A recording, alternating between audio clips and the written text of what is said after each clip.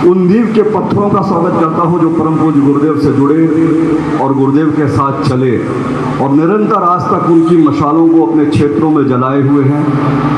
उस मातृशक्ति का जो यहाँ पर उपस्थित हैं और एक बहुत बड़ा कार्यक्रम उनके कंधों को आगे बढ़ाते हुए, उनको आगे बढ़ाते हुए हम लोग लेकर के चल रहे हैं इस नारी सशक्तिकरण वर्ष में। उन नए युवाओं का भी मैं नमन करता हूँ जिन्होंने परम पूज्य गुरुदेव को देखा तो नहीं, उनसे परिचित ना हो पाए हो, लेकिन उनके विचारों से परिचित हुए, आज भी उनका आभास करते हैं। वो आज भी उस क्रांति की मशाल को जलाए हुए अपने क्षेत्रों में निरंतर कार्य करते रहते हैं। मैं उन युवाओं को भी नमन करता हूँ, ये बहुत बड़ी बात है। आप सबका इस धरती के ऊपर, जिस पर ये कुश की धरती है, भगवान कुश की, माँ सीता ने यहाँ अपने केश धोए थे, भगवान राम ने अपने यहाँ पर पाप धोए थे। धो पाप यहीं पर जगह है जहाँ भगवान राम ने अपने पाप धोए थे जब वो रावण का वध करके आए थे। कालनेमी का वध भी इसी धरती पर किया गया था, तो ये इसलिए भी पावन है।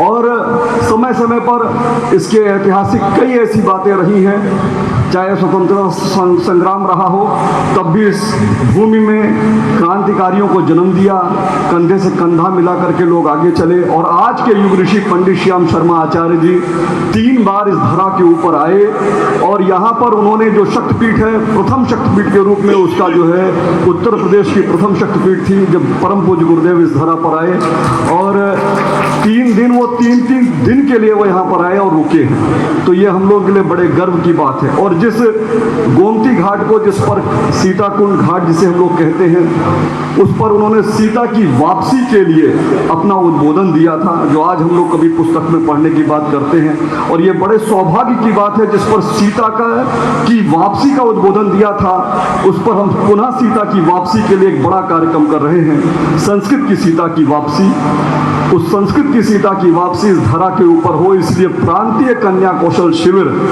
इस धरा के ऊपर लगने जा रहा है और आप सबके माध्यम से लगने जा रहा है। मैं आप सबको नमन करते हुए, मुझे आदेश दिया गया है कि मैं अपनी प्रगति रिपोर्ट जो अभी तक कार्य हुए हैं उसको बताऊं। तो अभी तक हम लोगों ने जब श्रावस्ती का कार्यक्रम कर रहे थे और पिछले साल जब भैया यहाँ पर आए सुल्तानपुर, उन्होंने कहा कि एक बड़ा कार्यक्रम सुल्तानपुर के लिए होना चाहिए, प्रांतीय कार्यक्रम। तो हम लोग सोच रहे थे कि कोई अश्वमेध यज्ञ दे देंगे हम लोगों को, और लेने भी हम अश्वमेध यज्ञ गए थे, क्योंकि भैया ने मंच पे कह दिया था कि अश्वमेधिक प्रयोग करने वाली धरती है ये, जब गुरुदेव यहाँ 3 बार आए हुए हैं। तो हम सब गए तो ये लेने थे, पर भैया ने हम लोगों से कहा कि नहीं, एक विशेष कार्यक्रम जो बहुत देश में कई जगह चल रहा है, उसे कन्या कौशल शिविर, प्रांतीय कन्या कौशल शिविर जैसा कार्यक्रम सुल्तानपुर में होना चाहिए। और उनका कहना हम लोगों के मन में संकल्प जगा कि ये कार्यक्रम होगा। सच बताएं, केवल अभी तक टीवी पर देखा था, दूर से सुना था, पर कन्या कौशल शिविर के बारे में बहुत जानकारी नहीं थी। पर उनके मुंह से निकली हुई बात हम लोग गुरु का आदेश मान करके चले और इस प्रांतीय कन्या कौशल शिविर के लिए उन्होंने वहाँ से घोषणा भी कर दी थी श्रावस्ती से कि बहुत जल्द आपको देंगे। और जनवरी में उन्होंने हम लोगों को बुला करके तारीख भी तय कर दी। उसके बाद हम लोगों ने 22 जनवरी को लगभग 10 जिलों की बैठक की।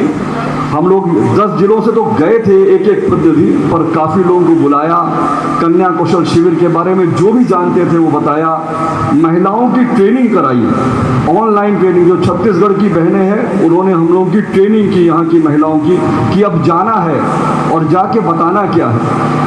कहीं ऐसा तो नहीं, बहुत सारी बहनें जाती हैं, जाते तो हैं भाई कुछ कहने के लिए, पर जो चीज़ सोच के जाते हैं वो नहीं बोल पाते और केवल अपनी बात बोलकर से चले आते हैं। लेकिन इस बार लोगों ने अपनी पेन कलम ले करके नोट किया कि हम लड़कियों को बुलाएंगे, स्कूलों में जाएंगे तो कैसे जाएंगे। तो ये बहुत बड़ा कार्यक्रम हुआ, करीब करीब 5 दिन का एक शिविर चला ऑनलाइन, जिसमें महिलाओं ने सामने बैठ करके, एक सामूहिक रूप से बैठ करके पेन कॉपी ले करके उन बातों को नोट किया कि हम स्कूलों में जाएंगे, गार्जियन से मिलेंगे, दीप यज्ञ में जाएंगे, अपने नवरात्र के कार्यक्रम में रहेंगे, इन सब जगह जगह पर हम क्या बोलेंगे, अचानक कोई मिल जाएगा तो मुझे क्या बताएंगे। गुरुदेव का ये एक दिव्य संदेश जब लोगों को देना था, तो एक बहुत बड़ा हम लोगों ने यहाँ पर जहाँ जहाँ भी एक ट्रेनिंग कैंप चला। उसके बाद क्या हुआ, मन में आया कि जीजी को बुलाना है और हम लोगों को शक्ति कलश लेने जाना है शांतिकुंज। तो भाई साहब लोगों से उन्होंने अनुरोध किया और 30 अप्रैल की डेट तय हुई। हम लोग शांतिकुंज पहुँचे। बहुत सारे जिलों से भी बहनें गई हुई थी। निवेदन तो मैंने सबको किया लगभग, लेकिन शक्ति कलश लेने पहुँचे और उसी समय जब वो शक्ति कलश ले करके वहाँ से चले थे तब एक संकल्प था कि इनको हम जिलों में एक एक दिन के लिए 2-2 दिन के लिए लेके जाएंगे। पर शांतिकुंज से हम लोग को एक रथ भी मिल गया जब पहुँचे वहाँ पर। तो वहाँ से ये हुआ कि एक रथ के साथ ये जाएगा और जीजी ने एक विशेष आशीर्वाद के साथ, डर बहुत था, 2400 बच्चियों का संकल्प था कि 2400 बच्चियाँ बुला लेंगे, लेकिन भाई साहब लोगों ने कुछ हम लोगों के अंदर हवा भरी और दीदी ने हम लोगों को आशीर्वाद दिया कि इसमें संख्या मत जोड़, बहुत लोग आएंगे गुरुदेव की उस धरती पर।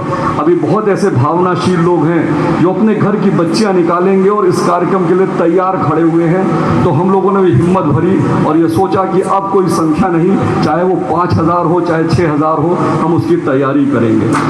तो ये बड़ा कार्यक्रम, एक बड़ा स्वरूप इस कार्यक्रम की तैयारी की गई। उसी के साथ साथ ये रथ जो है हम लोग का यहाँ पर उन दिनों चुनाव चल रहा था, पर 9 दिन का यहाँ पर साधना चली और सुबह से शाम तक की साधना नहीं हुई, रात भर दिन भर 9 दिन लगातार साधना चली। 1.25 करोड़ से अधिक का जप हुआ उसके आगे।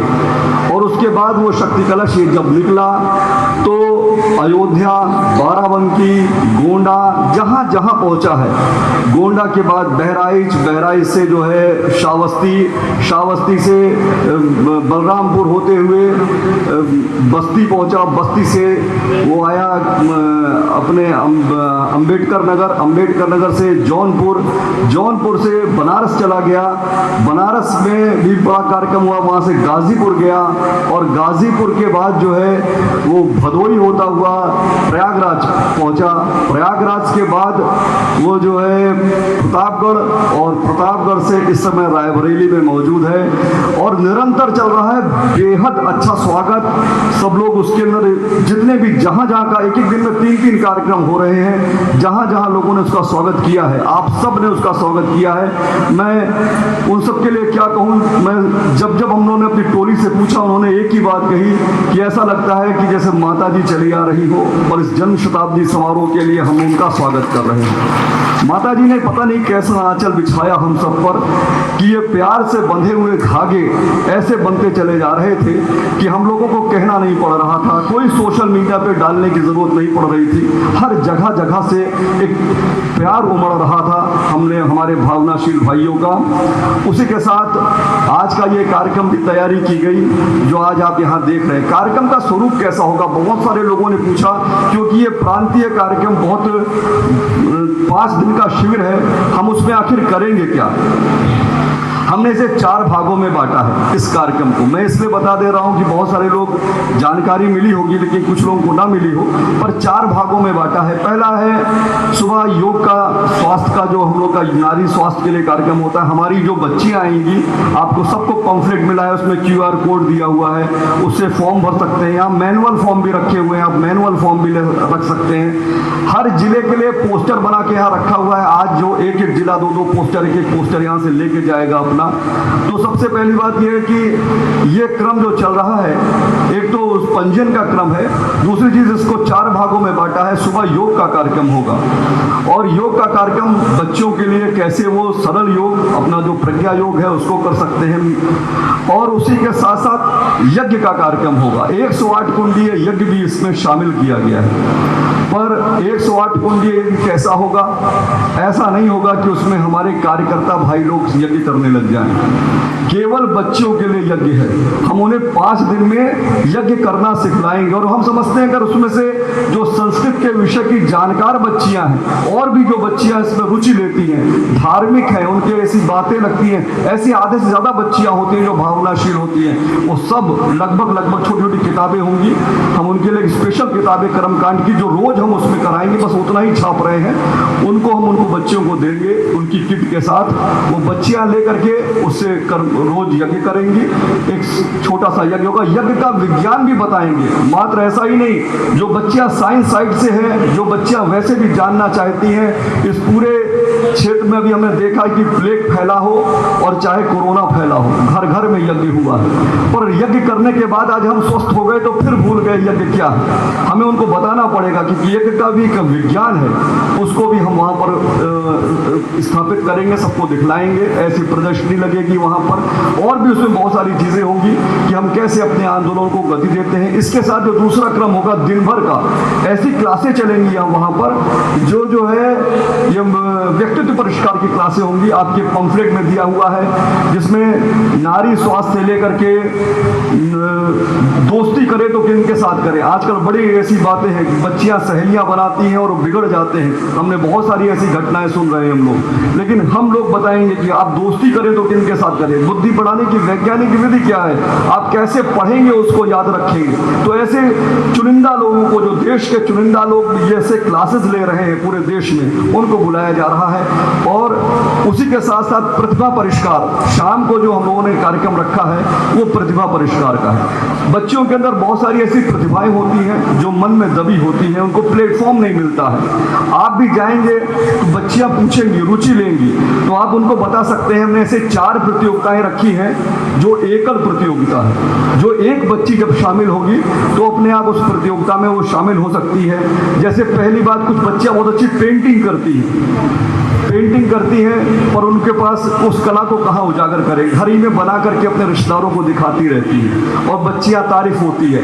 पर एक प्लेटफॉर्म होगा, वहाँ 1 घंटे की प्रतियोगिता होगी, पोस्टर प्रतियोगिता, विषय दिए जाएंगे उनको, और उसी के साथ लेखन प्रतियोगिता होगी। आपको पंफलेट दिया गया है, उस पंफलेट में पीछे लिखा हुआ है लेखन प्रतियोगिता होगी, श्लोक प्रतियोगिता होगी। जो संस्कृत की बच्चियां हैं वो श्लोक प्रतियोगिता भी बढ़िया ड्राइंग के माध्यम से श्लोक लिखेंगी पोस्टर में, और ये पूरी गैलरी लगाएंगे हम, जो उनकी पोस्टर लगे होंगे सबकी गैलरी लगाएंगे। और एकल नृत्य, जो सांस्कृतिक कार्यक्रम संभवतः 2 दिन लगातार हम लोग इसमें बीच में रखेंगे सांस्कृतिक कार्यक्रम।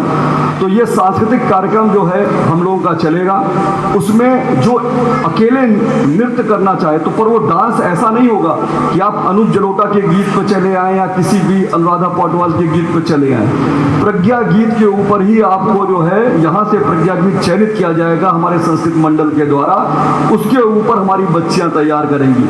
अर्थात पूरे घर घर में प्रज्ञा गीत बजने लग जाए, और जो बच्चियां आए, चुनी हुई बच्चियां आए और उस पर तैयारी करके आए और हमारे प्रज्ञा गीतों पर वो वहां पर प्रस्तुति दें। इसके लिए ये 4 प्रतियोगिताएं, उसमें एकल प्रतियोगिता रखी गई है। और इनमें इनाम भी हम लोगों ने, वैसे तो हम लोग उनको मोमेंटो तो देंगे ही देंगे जो भी उसमें होगा।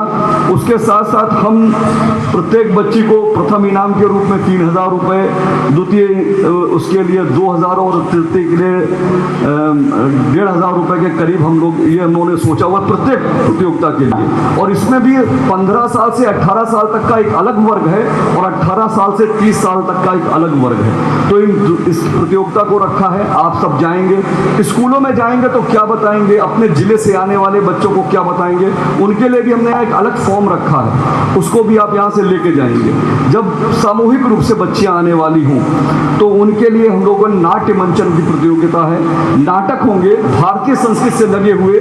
हमारी कोई ऐसी कहानी जो आज की समस्या का समाधान करती हो, नदी के ऊपर होगा, वृक्षारोपण के ऊपर होगा, और इसके ऊपर भी 21,000 रुपये, 15,000 रुपये और 10,000 रुपये का प्रथम इनाम, मतलब प्रथम इनाम 21,000 रुपया, द्वितीय 15 और तृतीय 10,000 रुपये का इनाम है। सामूहिक रूप से जो एक यात्रा निकलेगी पूरे शहर में, हम लोगों ने पूरी तैयारी की है। सबको हम लोग एक बैग दे रहे हैं, पिट्ठू बैग, उसके अंदर पूरी किट होगी। उसी के साथ साथ जो है एक ड्रेस की भी तैयारी हो रही है, बच्चियों को हम ड्रेस देंगे। और पूरी यात्रा इस राम की धरती, इस कुश की धरती पर निकलेगी। और हम लोग एक विशाल अश्लीलता दहन समारोह करेंगे। अश्लीलता दहन समारोह परम पूज्य गुरुदेव ने अपनी पुस्तक में लिखा हुआ है, हम लोग होली पर करते भी हैं। अब आप सोचिए, अगर 5000 बच्चियां एक साथ संकल्प पढ़ रही होंगी कि हम अश्लील चित्रों को अपने अपने घर में नहीं रखेंगे तो वो जो हवा में जो आवाज़ फैल रही होगी वो आने वाले 25,000 कानों में गूंज रही होगी। और कितने लोगों तक ये बात जाएगी कि सीता की धरती पर इतना बड़ा संकल्प लिया गया कि बच्चियों ने एक सामूहिक रूप से कहा कि हम अश्लीलता दहन करते हुए कि हम अपने घरों से अश्लील चित्रों को विदा करेंगे। एक बहुत बड़ा संकल्प होगा, एक अच्छा वातावरण बनेगा, उसमें झांकियाँ निकाली जाएंगी जो स्कूलों की तरफ से आएंगी और जो उसमें आएंगी तो उसमें भी हम लोगों ने इनाम रखा है 11,000 की, 7,500 रुपये और 5,000 रुपये। जो झांकियाँ उसमें कोई पर्यावरण की होगी, कोई वृक्षारोपण की होगी, कोई संस्कृत की झांकी होगी, किसी में हमारी बच्चियाँ जो है झांसी की रानी बन करके चलेगी। पर इनका चयन जो करेंगे वो हमारे जजेस होंगे, उन्हीं का निर्णय अंतिम निर्णय होगा। इसी के साथ सामूहिक नृत्य होगा प्रज्ञा गीतों के ऊपर, सामूहिक नृत्य होगा प्रज्ञा गीतों के ऊपर। वो भी जो है 10 बच्चियां 12 बच्चियां मिलकर कर सकती हैं। हमारे प्रज्ञा गीतों को सामूहिक रूप से एक लय और एक ताल में गाया जाए। आप अपना लय बनाइए, अपनी ताल बनाइए, लेकिन लगे सबके कानों में, मजा आ जाए, लोगों को लगे और दूर दूर तक सोचेंगे अरे इतना लयबद्ध तरीके से बच्चियों ने गाया। उन प्रज्ञा गीतों को हम यहाँ से चयनित करेंगे और वो हमारे संस्कृत मंडल से लेंगे। इस तरीके से उनकी प्रतिभा निखर के आएगी और एक नया कार्यक्रम, एक विशाल कार्यक्रम और एक ऐसा कार्यक्रम देखने को मिलेगा। साथ ही इसमें हमने क्या किया है, आप यहाँ देखेंगे अभी तक गुरुदेव ने कहा था कि बेटा हमको क्या चाहिए, तुम लोग से हम क्या अपेक्षा करें। जिनके पास देने के लिए है वो अपने जीवन की एक महीने की कमाई भी देते हैं और देते आए हैं। आपने बड़े बड़े कार्यक्रम किए हैं, लेकिन हम लोगों ने एक छोटा सा यहाँ प्रयोजन रखा है जिसमें हम लोग बच्चियों को एक एक बच्चियां लोग गोद ले रहे हैं। आज तक हम लोग बहुत सारे लोग इसमें से कन्या भोज कराते होंगे नवरात्र में। कितने लोग कराते हैं कन्या भोज? कितने लोगों क्या होता है? बहुत सारे लोगों क्या होता है। कन्या भोज का एक ऐसा कार्यक्रम चलता है, लेकिन होता क्या है उसमें हम कन्याओं के मुंह में किसी भी तरीके से पूरी सब्जी छुआ करके, अपनी खिचड़ी दे करके, अपनी खीर दे करके चले आते हैं। और किसी तरीके से बच्चियां भी सोचती हैं हमको 21-51 रुपया जो मिलेगा वो ले करके हम उठ जाएंगे। ये परंपराओं की तुलना में विवेक को महत्व नहीं देते, बस किसी भी तरीके से हमें भोजन कराना है। क्योंकि हमारे पिताजी कराते थे, हमारी माँ कराती थी, पर गुरुदेव ने कहा कि इससे बड़ा मौका कहीं नहीं मिलेगा। हमने 10 रुपए की चाय 1 साल पहले से मांगनी शुरू की थी और 3600 रुपए 3500 रुपए हमने हर घर से मांगे थे। एक गुल्लक रखी थी कि एक एक बच्ची गोद ले लीजिए, एक एक बच्ची आपके नाम की हो जानी चाहिए। और आपको बताएं लगभग 1800 घरों में हम ये गुल्लक स्थापित कर चुके हैं, जिन्होंने संकल्प लिया कि एक बच्ची हमारी तरफ से आएगी। बहुत सारे लोगों ने तो उसमें बहुत सारी चीजें देने की बात की है। तो एक भाई साहब 3000 कंबल दे रहे हैं, एक भाई साहब तो उसमें 1000 थालियां दे रहे हैं। वो अलग बात है, जिसकी जो क्षमता है वो एक अलग बात है। पर इन बच्चियों से जो बच्चियां गोद ले रही हैं, जब ये यात्रा निकलेगी उससे पहले हम उनका पूजन कराएंगे। एक थाली होगी सामने सजी होगी, बच्ची सामने बैठी होगी और आप जो गोद लिया हुआ व्यक्ति होगा वो उसका पूजन करेगा और कहेगा तुम अब भारतीय संस्कृति के रास्ते पर प्रशस्त हो। मैं तुम्हारे लिए जो हूँ, जो तुम्हें भामाशाह के रूप में देना था, मैंने वो तुमको दिया और अब जो है उसका भार हल्का होगा। उसको लगेगा कि आज मैंने कन्या भोज किया है। ये परंपरा हम लोगों ने पुनः चलाई है। इसी बात के साथ मैं अपनी बात को विराम देता हूं और आप सबसे अनुरोध करता हूं कि इस योजना को जो अभी भाई साहब लोग बता रहे हैं वो आप लोग किसी भी तरीके से अपने अपने क्षेत्र में और कैसे कर सकते हैं, इसकी भी बात यहाँ रखी जाएगी। आदरणीय भाई साहब।